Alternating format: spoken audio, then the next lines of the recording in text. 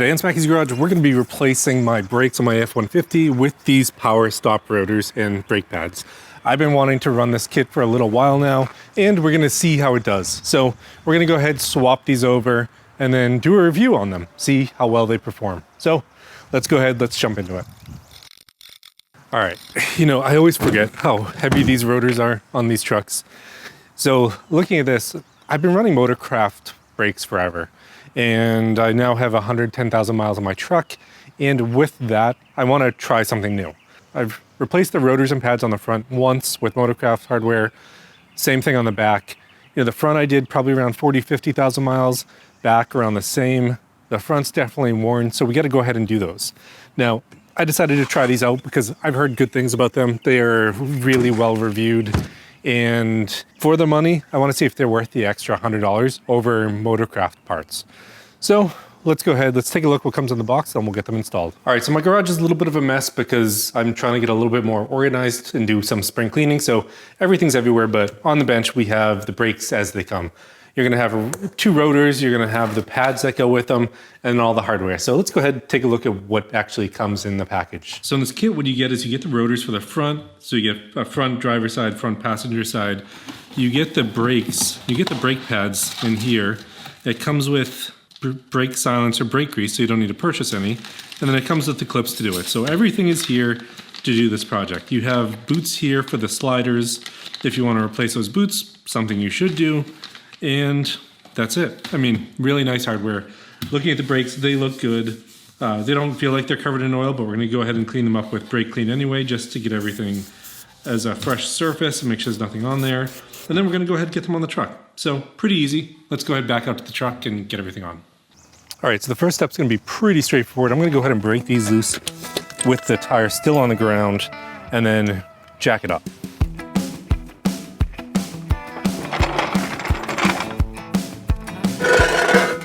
I'm gonna go ahead and take everything all the way off. I try not to use impacts on my lug nuts, especially these ones because they get destroyed. So by hand it is. And the wheel comes off. So I'm running spacers on mine, you probably aren't, so I just need to take off these nuts to pull this off, and it's just like it is for a normal truck. Now, you can see my pads are pretty much gone. And we'll take a look at that, but should be pretty straightforward. I'm gonna go ahead, take these off, and then pull this off, and then we'll start on the caliper.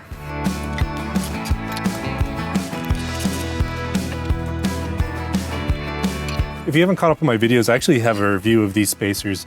I ended up testing out this one that's made in America versus another one that's made somewhere else, and it's much cheaper. And I go through the performance differences and some of the differences between them. So go ahead and check that out if you haven't, if you're interested in wheel spacers. Okay, so behind the caliper, there's gonna be 2 bolts that are holding the caliper up and in place. They're gonna be 13 millimeters, and you should be able to get them off pretty easy. They're torqued down at like 20-something foot-pounds, so not too bad.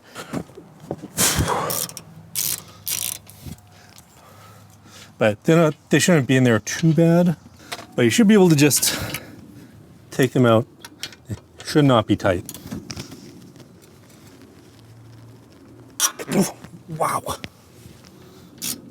Mine were a little on the tight side. So I'm gonna go ahead and remove this caliper pretty easy. After those 2 bolts are out, screwdriver in here, and just pry it away. You need to make sure you hang it so you don't put any tension on the cable though. And I like using these hangers here that are pretty straightforward. They're pretty cheap. You just put it there and it should be all set. Now we're gonna go ahead and check this before we remove it. And the first thing I wanna check is making sure these both move freely. So this one moves freely. This one is frozen, so it doesn't move at all. So that poses a big problem.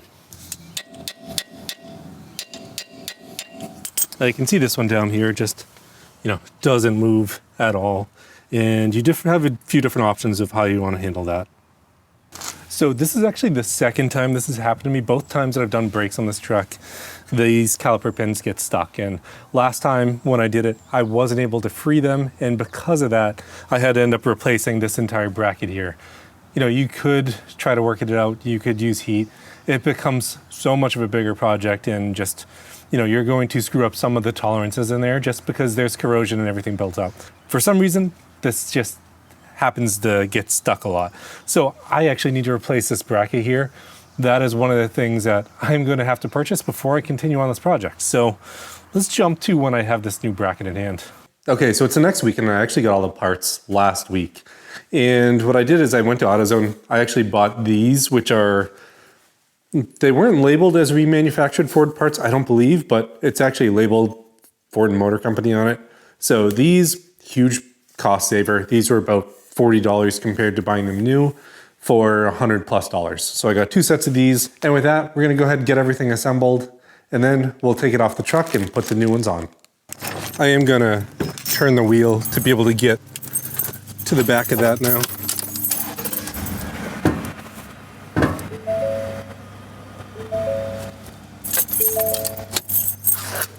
Now we get to take out these 2 giant bolts back here. So these are what's holding the caliper bracket on and what holds the rotor in place. I recommend this giant breaker bar.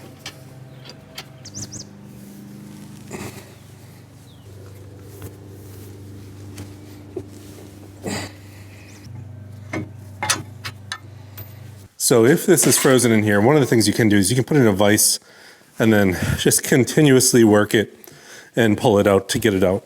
Over time, this one is going to come out. If not, you will have to replace this, but we'll take a look at what that pin looks like.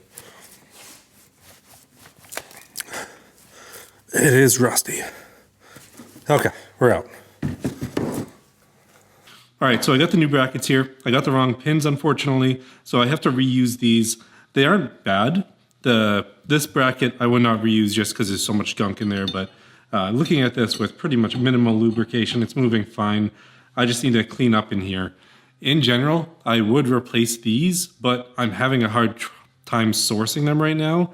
The shaft of them looks okay, so with lubrication, I'm going to reuse them. Use your best judgment on what you do. I am going to clean up a little bit of the rust around here though, because if you don't, more water is going to get in and it's going to corrode in here again. All right, I'm going to take the grease, I'm going to put the grease on one more time. And if you're like me and you don't really want to use the grease that they use, I'll link some of the grease that I use in the description below. But I'm going to take this, I'm going to take the new boot, and I push it all the way over, and then push it in all the way. I'm going to spin it around. Make sure everything moves freely, because if it is getting caught up, it is going to ruin your new brakes. Shouldn't be any noise. Should be moving nice and freely. The other one, I'll do the same. Pull this off. Yeah, you can see this one's in a lot better condition. I'll get this in.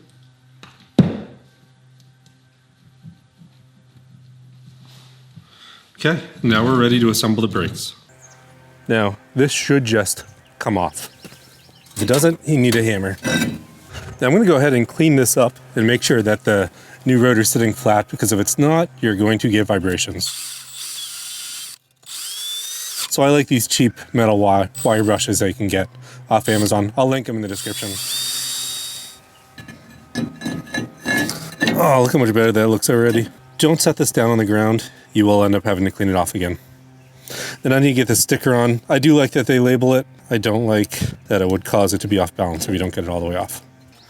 All right, so back in the truck, we do have to take the cap off of the braking system. And the reason why I have to do that is we have to compress the caliper.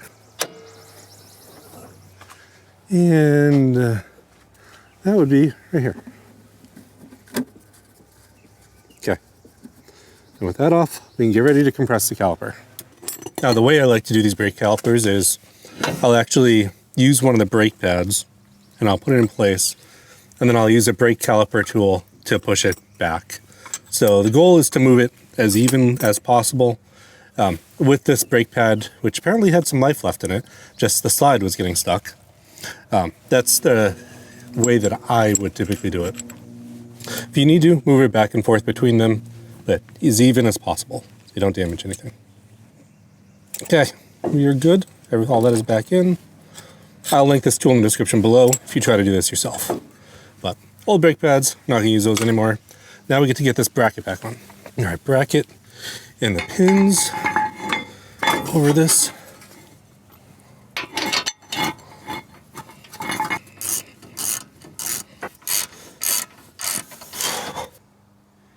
good so far. Now, I probably should have done this before and shown this before where it was easier, but these brackets that they give you are just going to get pushed into place, and they're going to actually be holding the brake pads, and the brake pad's going to be sliding on these, so we're going to have to put more grease on these as well. But all four, these need to go in all 4 spots, including the back. And then we'll get the pads ready, and we should be good. All right, so I'm going to put the pads on both inside and outside now. And to do that, I'm actually just going to grease up here and here, where it's going to be coming in contact with those sliders. And these are a new pad design that don't have the ears, so they do not have a separate inner and outer. There we go. That one's in. Go ahead and do the same in the back, and should be all set to put the caliper on. 184 foot-pounds we go on this bracket. Probably would have been better to do the bracket and torque that down before I got the rest of the stuff together, but next time. Okay, 184. And then the caliper is going to go on. Should just slide over. You might have to push these in top and bottom now that they both move. And we can get this bolted up with those 13mm bolts. Then we're going to 27 foot-pounds on these. But double check your application. Make sure you have the right torque for your vehicle. Okay. And then I'm ready to get the wheel back on and do the other side. And you really don't need to see me do the other side, so we're going to go ahead and jump to when this is complete and take a look at the truck. All right, now to do this, I like to find some back roads like this that are pretty quiet. Speed limit 35, 40, just where you need to go from a maximum speed, and we're going to do our brakes from here.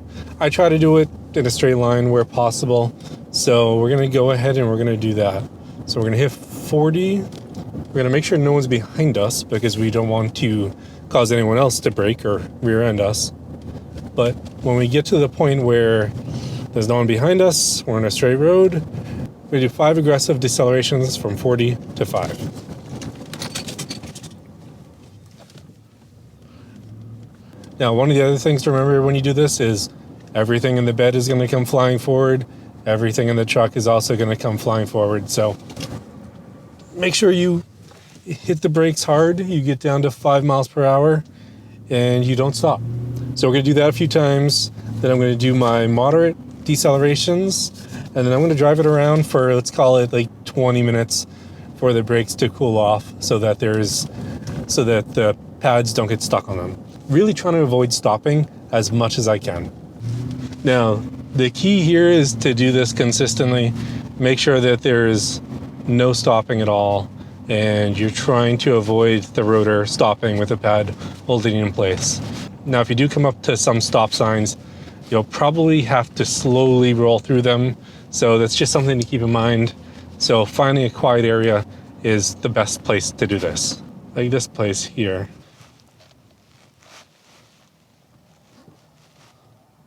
So slowly rolling. And there we go. So you can see there I did not stop, and I just slowed the truck down, let the rotors keep spinning, and just let my foot off the brake. And when I did that, the truck slowly moved forward, but the brake wasn't holding in place. If you do get stuck in a place like that, you can put it into park. Just avoid holding the brakes against the rotor in one spot. Okay, so I've had these brakes for a few weeks now, and they perform really, really well. I really do like the fact that they do feel a little bit stronger. I notice less brake fade when I'm towing a trailer. When I'm in normal driving in traffic, don't really notice too much of a difference, but I mean, you wouldn't expect to. But overall, I've been really happy with them. So, if you want to check them out, I'll link them in the description below. I'm probably going to end up doing the rears now because why not switch the rears over? Thanks for tuning in this week to Smackey's Garage. Don't forget to like this video, subscribe to this channel, and I'll see you next time.